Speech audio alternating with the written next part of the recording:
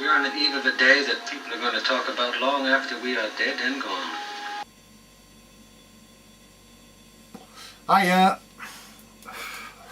Right, what he said, innit? 75 years on from June the 6th, 1944, D-Day, yeah, the liberation of Europe. And so I thought tonight's review will be the longest day, yeah. As Rommel said, innit? For the Allies as well as Germany, it will be the longest day. And yeah, 75 years since. Bloody hell. And the film was done in 1962, so that's 57 years since then, yeah.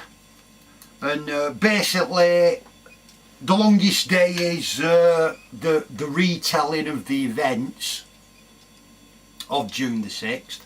A panoramic overview of it all, yeah.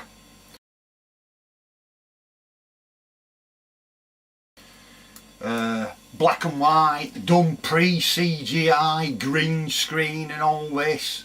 A good 2.5 hours, I think. Is it 2.5 hours? It's more than that. It's 168. Well, it's nearly 3 actually, isn't it?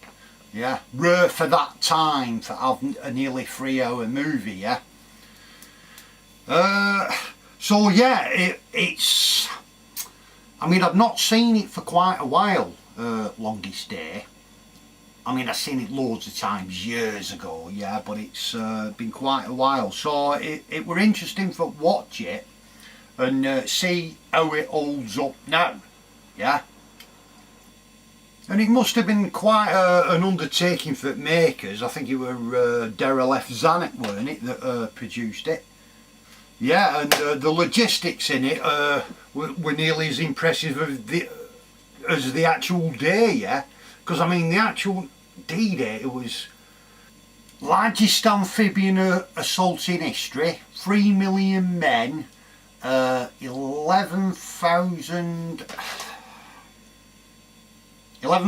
planes and 4,000 ships. I mean, can you imagine that? Massive, yeah. And the longest day attempts to tell you the events of that day, and it shows it both sides, yeah, from the Allied side as well as the German side. So how does it hold up now, 50 odd years later, yeah, in this era of CGI, green screen and all this, yeah. And to be honest, I was impressed, yeah. It still holds up even now, I think. I mean, there's loads of memorable things in it that you remember, yeah. I mean, you've got the quote from Rommel right at the start, yeah, with for the Allies as well as Germany, it will be the longest day, yeah. You've got that the German general predicting where he'd do it. We won't go where Pally de Calais is, that's what's expected, yeah. I'd choose Normandy in bad weather, yeah. You've got Eisenhower giving go signal, and you've got this stopwatch in the background as they're talking, you know. We must, I don't like it, but we've no choice but go, yeah, buzzing. You've got John Wayne as well throwing his cup down when they tell him. Hey Tom, sir, I just made the decision. Tonight is scheduled. You've got Rod Steiger giving that speech, yeah. You've got about the first hour, which is the slow build-up, yeah, where it shows both sides getting ready. Germans, are they going to invade imminently or not? And you've got all shots of Allies all waiting in the camps over in England, yeah.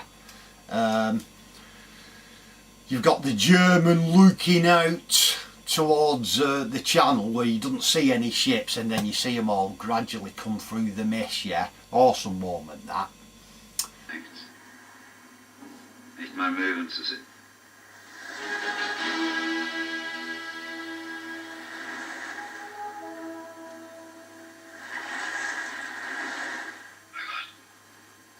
And again, the battle scenes as well.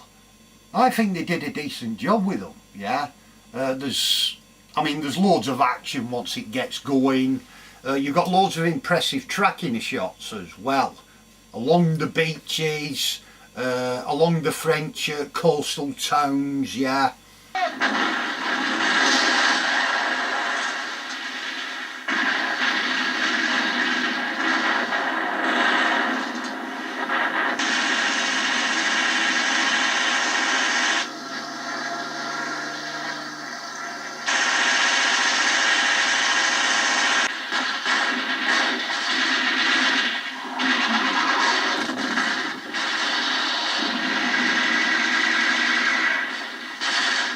You've got Richard Todd, who plays one of paratroopers, yeah, for Hold That Bridge, and he recreates his role. He actually did that in the actual, yeah, on the day, on D-Day, yeah.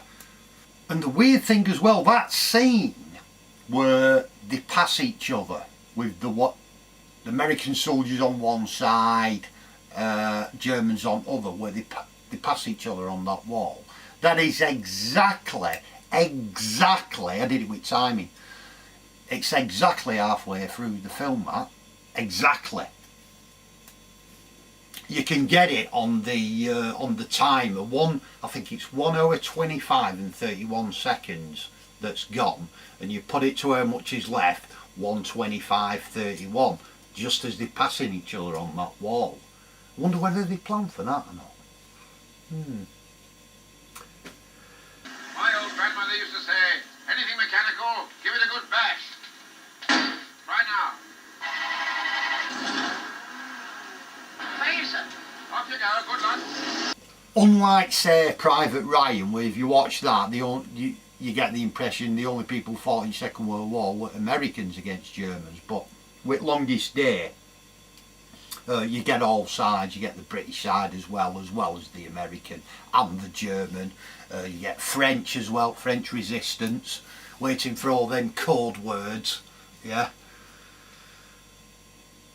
And when it got to end at film as well, with the theme tune, and you've got that bit where all singers chime in, the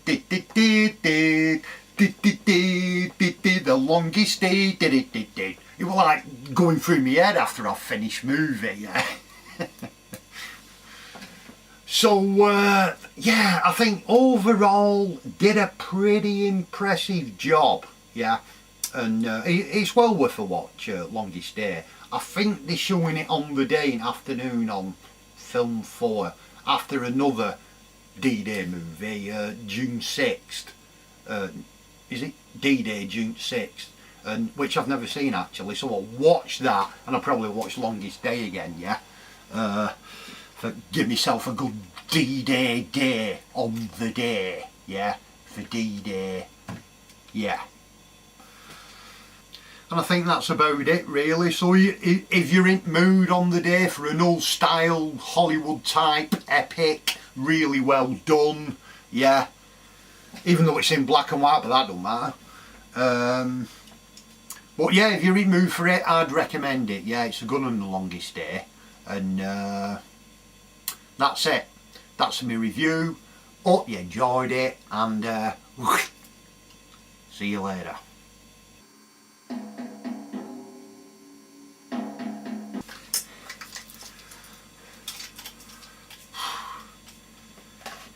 Bloody hell, it's heavy.